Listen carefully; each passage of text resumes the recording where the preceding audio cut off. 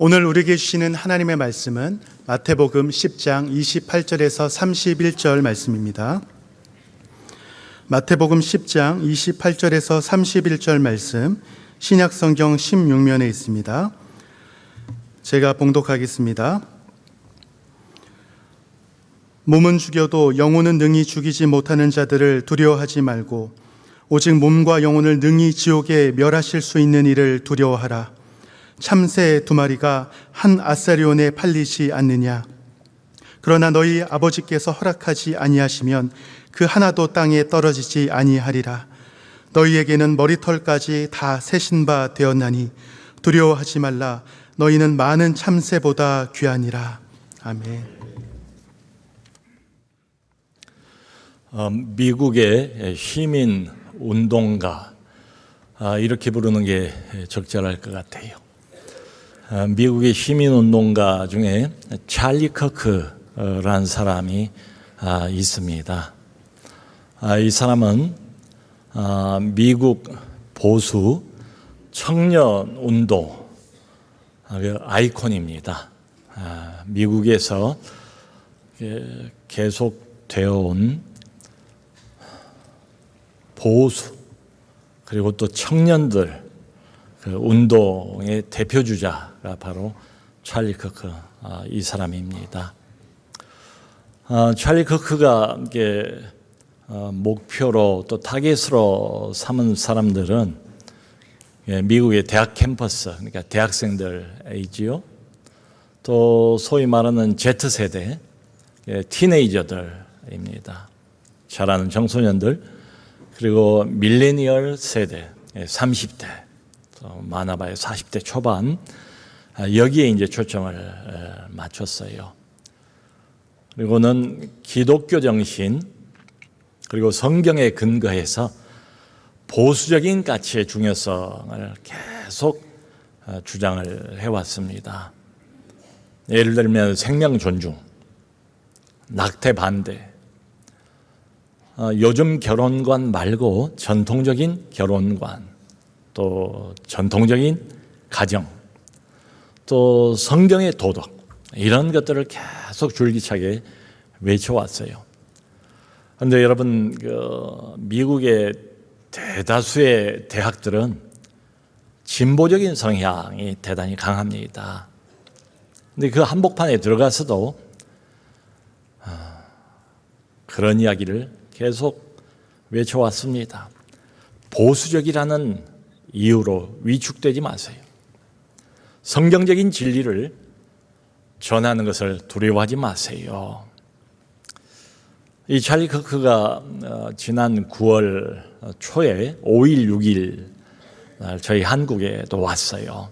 한국에서 저 경기도 고양시에서 빌드업 코리아 25 그 캠페인 컨퍼런스가 있었습니다. 한국에서 보수 청년운동을 주도하는 단체가 빌드업 코리아입니다. 거기 연사로 왔어요. 역시 비슷한 이야기를 했습니다. 보수라는 이유 때문에 밖에 나가서 위축되지 마세요. 성경적인 진리를 세상 사람들에게 전하는 것을 두려워하지 마세요. 잘 마쳤어요. 그리고 미국으로 돌아갔습니다. 그리고는 지난 9월 10일 한 열흘 됐죠. 미국 유타주의 어느 한 대학에서 연설 도중에 총격을 당하고 그 자리에서 사망했습니다. 나이가 우리 나이로 33살밖에 안 돼요. 그리고 이 찰리 커크의 영향력이 이미 유럽에도 많이 확산이 되어 있어요. 그래서 참 많은 사람들이 그의 참 이른 나이의 죽음을 애도하고 있습니다. 사람들은 생각하기를 보수적인 기독교 그리고 성경적인 가치관에 대한 극단적인 증오가 결국 이런 범죄를 만들어냈다. 여러분, 미국은 이미 그런 일들이 이루어진 것 같고요.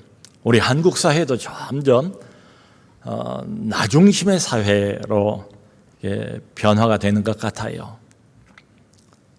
그러니까 이럴 때는 개인의 어떤 선택권, 그리고 소위 말하는 자기결정권, 이게 최고 가장 우위 자리를 차지하는 것 같아요. 그러니까 가장 중요한 것은 내가 원하는 대로 살 권리다. 그 무엇보다도 가장 중요한 것은 내가 원하는 대로 살 권리. 근데 보수적인 기독교 그리고 교회는 자꾸 이걸 제한하려고 하는 것처럼 느껴집니다.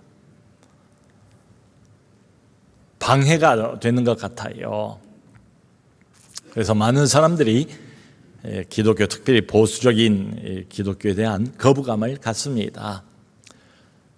여러분, 우리는 늘 하나님 중심으로 살자 그걸 이야기하잖아요. 근데 생각해 보세요. 하나님 중심은 나 중심하고는 반대잖아요. 개인이 가지고 있는 어떤 개인의 욕망은 어쩔 수 없이 성경적인 가치와 충돌하기 마련입니다. 그리고 많은 사람들을 불편하게 만들게 되겠죠. 그러니까 우리가 밖에 나가서 보수적인 기독교 가치관의 목소리를 높이면 어떤 반응이 나타날까요? 당장에 무슨 소리냐, 지금 시대가 언젠데, 구시대적인 이야기다, 너무도 편협하고 배타적인 이야기다, 저 사람은 차별주의자다, 이런 비난을 받을 거예요. 실제로 직장이나 어디 회사 채용을 할 때도 내가 보수적인 가치를 가지고 있는 크리스찬이라 하는 그 이유 때문에 불이익을 당할 수도 있습니다. 또 회사에서 승진을 할 때도 또 동일한 이유 때문에 불이익을 당할 수도 있어요. 또 사회에서 다른 사람들에게 따돌림을 받을 수도 있을 거예요. 미국 콜로라도 주에 잭 필립스라는 사람이 있습니다. 근데 이 사람이 제법 커다란 그 제과점 사장이에요. 근데 아주 신실한 크리스찬입니다. 근데 지난 2012년도에 무슨 일이 있었는가 하면 한 동성 커플이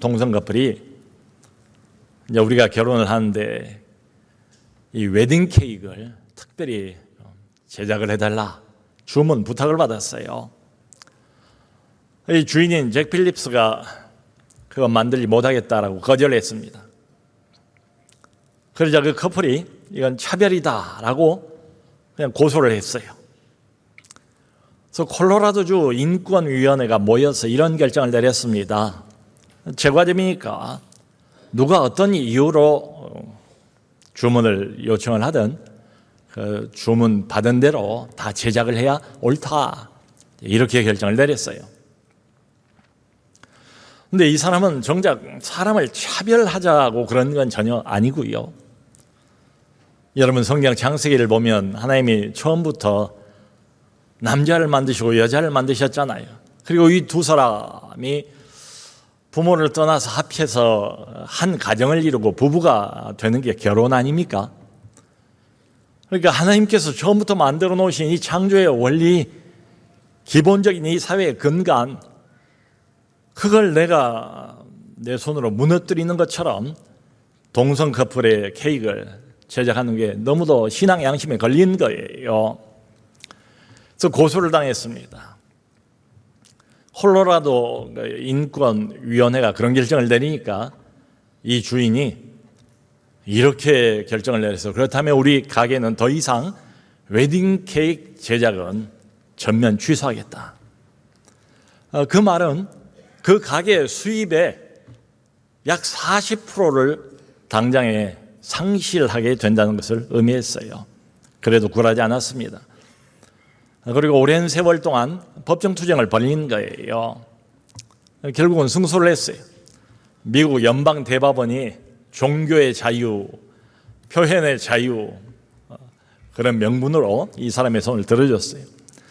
그런데 2017년도에 이와 또 비슷한 사건이 하나를 더 경험하게 됩니다. 이번에는 원래는 남자였는데 여자로 성전환 수술을 했어요. 트랜스젠더입니다. 근데 묘하게 또 이 사람이 변호사예요. 그러니까 법을 얼마나 잘 알겠어요. 근데 이 사람이 자기의 성전환을 기념하는 케이크를 제작해달라고 주문을 한 거예요. 그것도 케이크의 안쪽은 여성을 상징하는 핑크색으로 해주고 케이크의 바깥쪽은 남성을 상징하는 블루로 파란색으로 해달라, 이런 요청을 했어요. 역시 그것도 거절을 했습니다.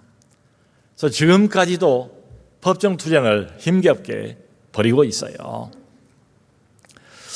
여러분, 언뜻 생각하면 이런 일들이 현대에 갑자기 불거졌나 생각할 수도 있지만 전혀 그렇지 않습니다. 사실은 성경을 보면, 오늘 본문을 보면 처음부터 이런 어려운 일들을 크리스찬들은 맞닥뜨리게 됩니다. 오늘 우리가 읽은 마태복음 10장의 본문의 문맥은 예수님이 12제자를 훈련을 시켜서 전도 여행을 보낸 장면이에요. 아버지께서 나를 보낸 것 같이 나도 너희를 세상에 보내노라. 12명의 제자들을 세상으로, 산지사방으로 보낸 장면입니다. 그런데 보내면서 예수님께서 제자들에게 이런 말씀을 하세요. 썩 그렇게 긍정적인 이야기는 아닙니다. 내가 너희를 보내는 것이 마치 양을 일이 한 복판으로 보내는 것과 같다. 너희가 가면 나 때문에 총독과 임금들 앞에 끌려가게 될 것이다. 또 너희가 세상 모든 사람들의 미움을 받을 것이다. 어제 한두 사람의 미움, 특별한 사람들의 미움, 그게 아니고 세상의 모든 사람들의 미움을 받을 것을 예고를 하세요. 그래서 심지어는 같은 혈육 형제의 미움을 받을 것이고, 한 걸음 나가서 부모의 미움을 받을 것이고, 자식의 미움을 받을 것이다. 예수님께서 미리 어떤 일이 있을 것인가를 제자들에게 알려주십니다. 그러면서 28절에 이런 말씀을 덧붙이세요. 하지만 몸은 죽여도 영혼은 능히 죽이지 못하는 자들을 두려워하지 말고 몸과 영혼을 능히 지옥에 멸하실 수 있는 자를 두려워하라. 하나님 한 분만 두려워하라. 그러면 다른 누구도 두려워할 필요가 없다라고 말씀을 하세요. 여러분, 세상 사람들은 우리가 가지고 있는 성경적인 가치관 때문에 설령 죽일 수도 있고 우리에게 어떤 경제적인 손실, 물질적인 해를 가할 수도 있을 거예요. 그런데 그 사람들의 권한은 제한적이래요. 하지만 우리 하나님, 모든 것의 모든 것 되신 우리 하나님의 권한은 제한이 없어요. 절대적이에요. 그러니까 어떤 사람들이 내가 가지고 있는 이 성경적인 보수적인 기독교 가치관 때문에 나를 조롱할 수 있습니다. 또 사회적인 따가운 시선을 받을 수도 있을지 모르겠어요. 근데 그건 잠깐입니다. 일시적입니다. 궁극적으로 우리의 영혼은 사람들 손에 있지 않다는 말씀이에요.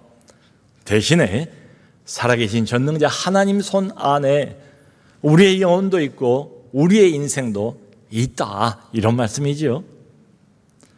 그리고 오늘 이어서 29절에 한 가지 비유를 드세요.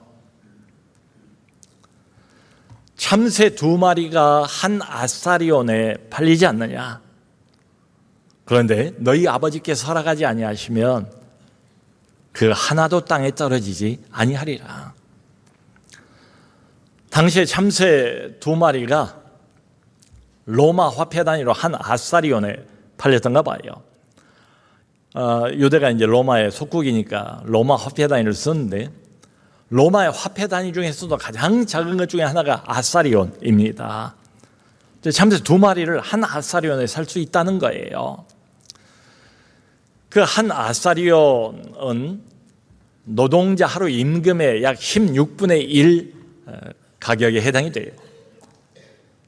이걸 오늘날 우리 금액으로 계산을 해보면 참새 한 마리가 그때 당시에 오늘 그 금액으로 환산해보면 한 2, 3천 원 정도 됩니다.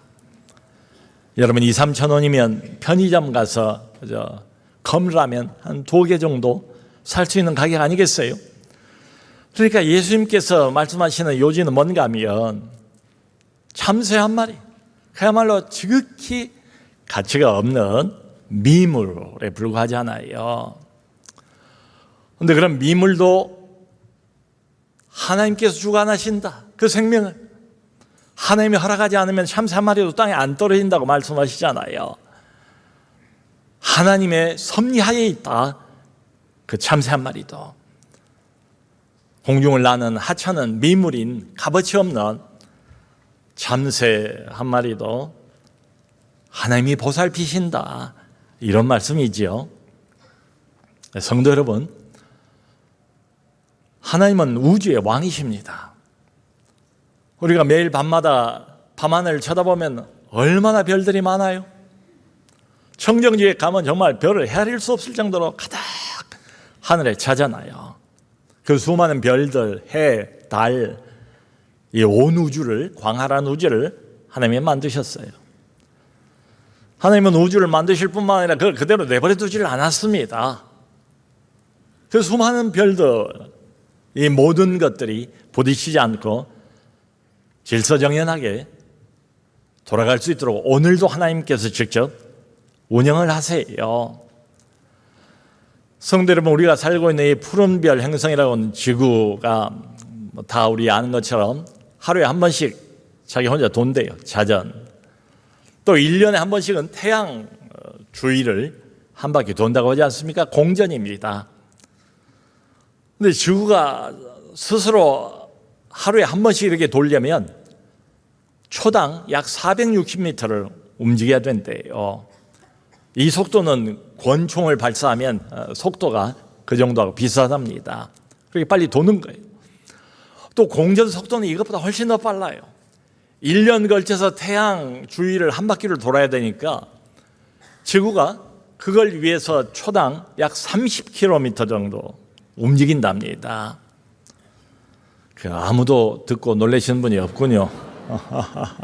실감이 안 나서 그러시죠? 여러분, 눈 깜짝할 사이에 초당 30km면 서울에서 인천 거리입니다. 이렇게 빨리 돌아요. 스스로도 돌고 공전도 하고. 근데 아무도 이걸 실감을 못 하잖아요. 이것 때문에 불편한 사람이 있어요? 이걸 느끼시는 분들이 있습니까? 그런 사람 없어요. 왜 그러죠? 이유는 한 가지죠. 우리 아버지 하나님께서 오늘도 아주 정확하게 모두가 불편함 없이 안락하게 편안하게 일상생활을 계속할 수 있도록 우리 하나님이 이 모든 것을 컨트롤하시기 때문이지요. 그분이 하나님이시래요. 여러분, 한편으로는 우리 하나님이 이렇게 커다란 우주를 1.1억도 틀림없이 움직이고 계시고요. 그리고 또 한편, 다른 한편으로는 하나님이 동일한 하나님이세요.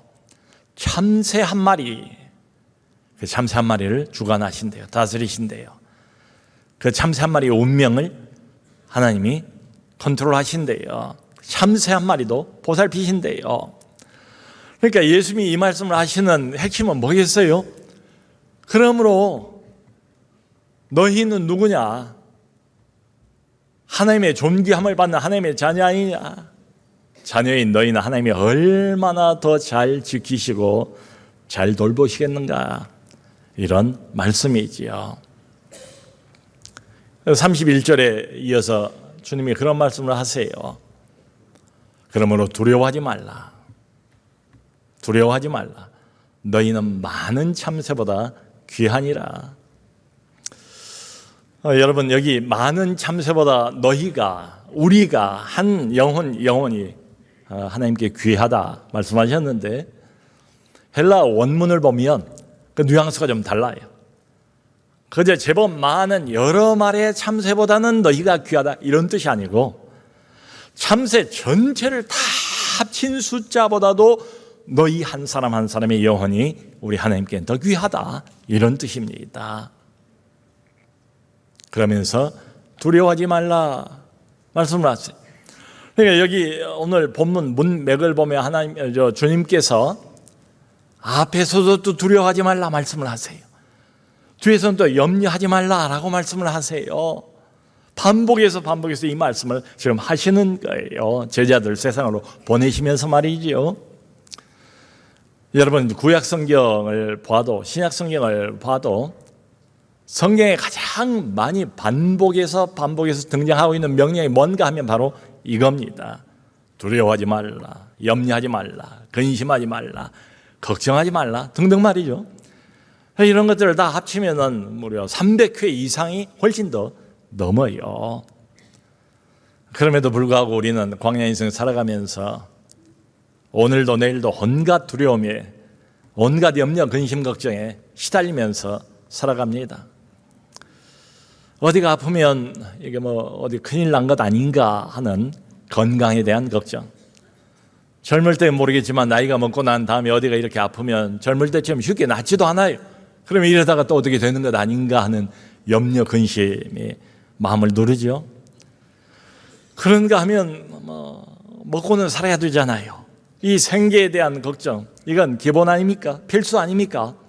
그러니까 이 먹고 사는 이 경제 문제에 대한 걱정을 그칠 날이 없어요. 그런가 하면 사람이 가장 스트레스를 받는 게 인간관계 스트레스라고 그래요. 원치 않지만 살아가다 보면 여기서 이런 사람 만나고 저기서 또 저런 사람 만나고 사람 때문에 받는 스트레스, 인간관계, 이것 때문에 또 염려하고 걱정한 날들이 많지요. 여러분 이런 염려나 걱정이 있으면 마음이 어때요? 편안할 수가 없잖아요. 그냥 불안하지 않습니까? 그런데 불안이란 걸 꼭 나쁘게만 생각할 건 또 아니에요. 불안이 어떤 의미에서는 굉장히 정상적이고 또 당연하다 생각을 해요. 사람이 불안하지 않으면 어떻게 될까요? 불안하니까 우리가 미래를 미리미리 대비하는 것 아니겠어요? 불안하니까 학생이 시험 공부를 열심히 하는 것 아니겠어요? 또 나중에 실적도 내야 되고 성과도 또 보여야 되니까 불안하니까 또 최선을 다해서 일도 하고 말이지요. 그런데 문제는 이 불안이 지나친 겁니다. 불안이 이렇게 지나치다 보면 불면이 되고 또 각종 신경증 증세를 나타나게 되잖아요. 참 다른 면으로 생각해 보면 이것도 불안하고 저것도 염려고 세상살이 하면서 근심, 걱정, 염려 아닌 게 없는 것 같아요. 이 모든 걸 나라는 작은 이 그릇이 다 감당하기에는 너무도 벅차지요. 이걸 한꺼번에 다 짊어졌다가는 금방 무너져버리고 말 거예요. 그러니까 베드로전서 5장 7절도 보면 베드로 사도가 그런 권면을 해요. 너희 염려를 다 주께 맡기라. 이는 그가 너희를 돌보심이라. 참새 한 마리도 돌보신다고 그랬잖아요. 너희 모든 염려를 혼자 짊어지지 말고 하나님께 다 맡기래요. 왜냐하면 그분이 너희를 참새보다 훨씬 더 귀한 너희를 지금도 돌보시기 때문이다. 그러므로 사랑하는 성도 여러분, 우리가 하나님의 자녀로서 크리스찬으로서 꼭 기억해야 될 한 가지는 이겁니다. 우리 하나님께서 모든 것에 모든 것 되신다고 그랬는데 그야말로 말 그대로 모든 것, 큰 것이나 작은 것이나 중요해 보이는 것이나 하찮아 보이는 것이나 모든 것을 지금도 실시간으로 우리 하나님이 컨트롤하고 계신다. 이걸 잊어버리지 말았으면 좋겠어요. 주님이 참새 이야기를 하고 난 다음에도 제자들 보내면서 안심이 안 됐던가 봐요. 한마디를 더 하세요. 하나님이 우리를 돌보시는 거 좋고 보살펴 주시는 건 좋은데 도대체 어느 정도까지, 어느 강도로 하나님이 우리를 보살피시는가? 그걸 예수님께서 30절에서 이렇게 말씀하십니다. 너희에게는 머리털까지 세심받았다. 너희, 특별한 너희. 하나님의 선택을 받은 너희, 하나님과 특별한 관계를 맺고 있는 너희에게는 한 사람 한 사람 다 그 머리털까지 세신 바가 됐다. 참 대단한 말씀이지요. 성도 여러분, 사람들의 머리카락이 대개 한 10만 개 정도 된대요. 머리숱이 좀 더 많은 사람도 있고 저같이 머리숱이 좀 덜한 사람도 있고 그럴 거예요. 근데 대강 10만 개 정도 된답니다. 근데 이게 매일 한 수십 개씩 빠진대요. 많을 때는 100개씩 빠진대요. 특별히 뜨거운 여름 태양볕을 쬐고 난 후 딱 이때입니다. 9월, 10월 되면 더 많이 빠진다고 해요. 여러분, 그럼에도 불구하고 도대체 우리 중에 내 머리카락이 몇 개인가를 정확히 헤아릴 수 있는 사람이 있습니까? 목사님, 제 머리카락은 바로 어제까지는 87,567개였습니다. 이렇게 말할 수 있는 사람은 아무도 없어요. 내 머리카락이 몇 개인가에 우리는 관심도 없고 그걸 헤아릴 재간도 없어요. 근데 주님은 지금 이게 무슨 일부러 만들어가지고 하는 이야기는 아니시잖아요. 너희에게는 그 머리털까지 세신 바 되었느니라. 우리 하나님은 우리가 도대체 머리털을 몇 가닥을 가지고 있는 것까지를 다 정확하게 세고 계신대요. 여러분, 우리는 우리 눈 앞에 놓여 있는 일의 의미가 뭔지를 잘 모르는 때가 많아요. 내일 무슨 일이 일어날지 잘 몰라요. 하나님 우리의 머리털까지 세신다. 이 말이 의미하는 것은 분명하지요. 나는 잘 알지도 못하는 내 전후 좌우 하나님은 정확하게 그것을 보고 계신다. 세고 계신다. 하나님은 내가 나를 아는 것보다, 내가 내 인생을 아는 것보다 훨씬 더 정확하게 나보다도 더 잘 나를 아신다. 내 인생을 아신다. 헤아리신다. 이런 말이죠. 성도 여러분, 하나님은 온 우주의 왕이십니다. 그런데 이렇게 우주 큰 것, 중요해 보이는 것, 이것만 간섭하시는 게 아니래요. 하나님은 동시에 참새 한 마리, 머리카락 하나, 사소해 보이는 것, 별것 아닌 것처럼 보이는 것, 하나님에게는 별로 관심거리가 아닌 것처럼 보이는 그것까지도 하나님은 간섭하신다. 이런 뜻이죠. 자, 그러니까 여러분, 하나님이 이러시다면 우리가 기도를 좀 바꿔야 되지 않을까요? 큰 것만 기도할 게 아니고 작은 것, 사소해 보이는 것. 성도 여러분, 하나님이 관심 갖지 않을 만큼 작은 기도는 우리에게는 없어요. 일상생활에서 매일매일 벌어지는 여러 가지 일들 중에서 내 눈으로 볼 때는 하찮고 별것 아닌 것 같고 사소한 것처럼 보여도 그게 걱정거리잖아요. 그게 염려거리잖아요. 작은 근심이 있잖아요. 이 모든 것들이 다 기도 제목이 될 수가 있어요. 그 사람의 행복만을 전문적으로 연구하는 소위 행복 심리학자들이 있어요. 사람이 어떻게 하면 진짜로 행복하게 살 수 있을까? 그걸 전문적으로 연구한 사람들이에요. 그런데 이 행복 심리학자들이 이구동성으로 그런 말을 합니다. 행복의 핵심은 뭔가 하면 그건 행복의 크기가 아니래요. 행복의 빈도수래요. 여러분, 큰 행복은 어쩌다 한 번 오죠.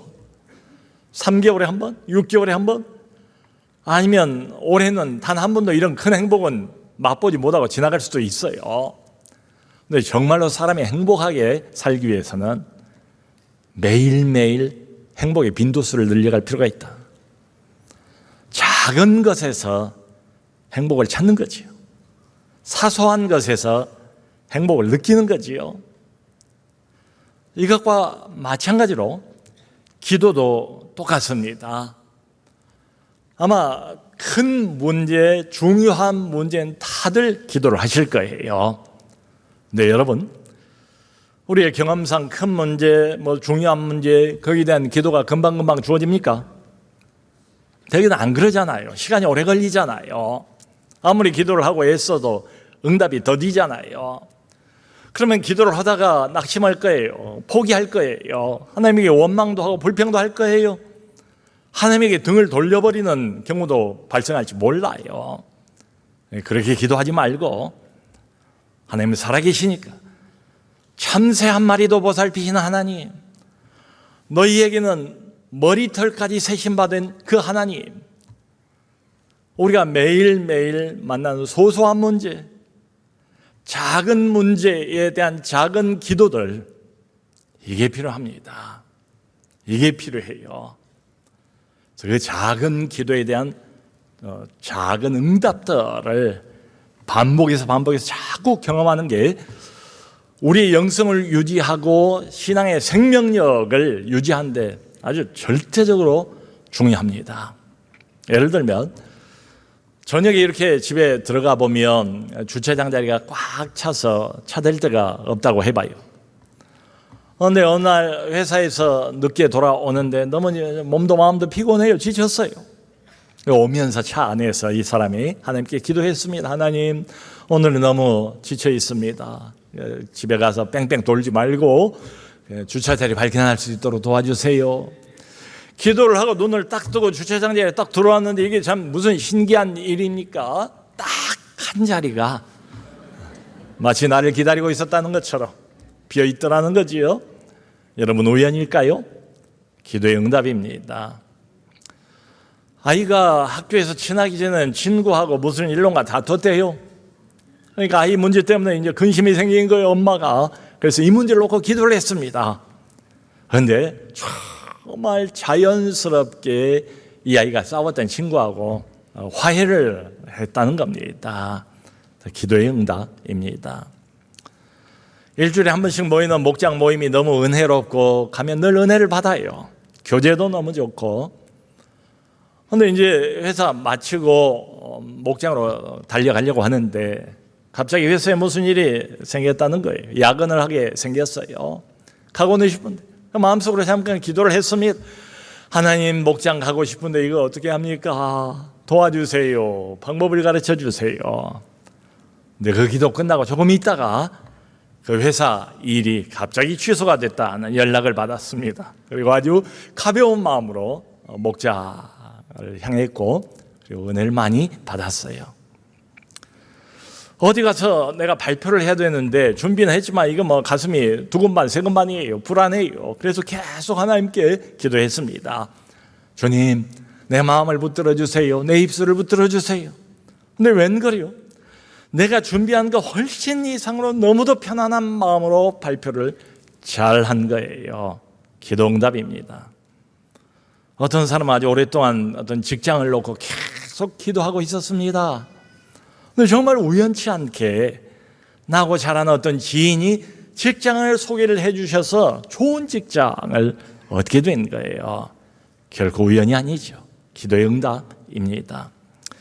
여러분, 우리가 이렇게 만나면 좀 이렇게 좀 어려운 사람들 있잖아요. 좀 꺼려지는 사람들도 있기 마련입니다. 그런데 어느 날 좀 내가 만나기가 꺼려지는 이런 사람들하고 동시다발적으로 여러 사람을 여기서 만나고 저기서 만나고 이리 할 일이 생겼어요. 그러니까 며칠 전부터도 그냥 마음이 이렇게 불안하고 싱숭생숭하고 그래요. 기도했죠. 하나님, 내 마음 아시죠? 나의 연약함 아시죠? 도와주세요. 그런데 결과는 어떻게 되는가 하면 내가 생각해도 정말 신기할 정도로 그 사람들이 어렵지가 않고 오히려 따뜻한 마음까지, 훈훈한 마음까지 생기고 너무도 부드럽게 좋은 교제를 나눴다는 거지요. 기도의 응답입니다. 얼마 전에 제가 저희 집사람에게 이제 들은 이야기입니다. 저희 집에 밥솥이 고장이 났어요. 근데 집사람이 보니까 이게 한 군데가 아니고 한 몇 군데가 고장이 난 것 같더래요.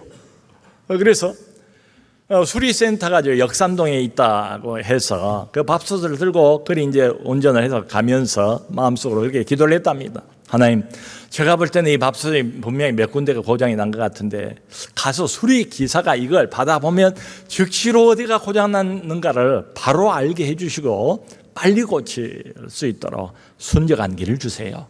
기도를 했습니다. 갔습니다. 기사를 만났습니다. 밥솥을 내밀었습니다. 보자마자 3군데가 고장났습니다 라고 이야기를 하더래. 그 자리에서 아주 쉽게 고치고, 그리고 집으로 가져가서 지금도 맛있는 밥을 잘 먹고 있습니다. 기도의 응답이지요. 여러분, 요점은 뭔가 하면 기도하지 않으면 우연이에요. 기도하면 응답입니다. 응답을 받고 못 받고보다 더 중요한 건 뭔가 하면, 여러분, 내가 하루를 이렇게 지나가면서 여러 번 기도합니다. 작은 일로 기도합니다. 그런데 하나님의 응답을 여러 번 받았어요. 이게 뭘 의미합니까? 아, 하나님이 들으시는구나. 아, 하나님이 살아계시는구나. 아, 하나님이 정말로 나를 도우시는군. 하나님이 인도하시는군. 하나님의 임재를 이 사람은 하루 종일 경험할 수 있습니다. 하루를 지나면서 작은 문제에 대한 작은 기도를 여러 번 드리고 작은 응답들을 계속 받음으로 인해서 이 사람의 하루는 전체가 다 하나님을 향한 예배가 되는 거지요. 사랑하는 성도 여러분, 하나님께서 우리를 대하는 방식은 엄마가 난 지 얼마 안 된 아기를 대하는 거하고 비슷해요. 애가 말을 못 하잖아요. 그러니까 애가 울면은 엄마가 당장 달려가잖아요. 반응을 보여요. 그것만이 아니라 이 갓난 아기가 그저 신음 같은 소리만 내도 엄마가 금방 반응을 보이잖아요. 하나님이 그러세요. 하나님이 기다리고 계세요. 우리 기도를 들으시기를, 하나님을 찾기를. 머리카락 하나도 헤아리고 계시는 하나님, 참새 한 마리도 돌보신데 수많은 참새를 전부 합친 것보다 나를 더 귀하게 여기시는 하나님이라고 말씀을 분명히 하셨으니까, 사랑하는 성도 여러분, 매일 매사에 소소한 하루의 일상을 지나면서 하나님께 나에 관한 한 작은 문제라는 건 없습니다. 하나님이 듣지 않으실 소소한 문제라는 건 전혀 없어요. 그러므로 하루를 지나면서 매사에 하나님을 찾으시고 내 마음을 누르고 걱정을 가져다 주는 모든 문제를 하나님께 아뢰시고 하나님의 응답을 자주 체험하시고 하나님과 동행하는 우리 모두를 듣기를 주 예수 그리스도의 이름으로 축원합니다.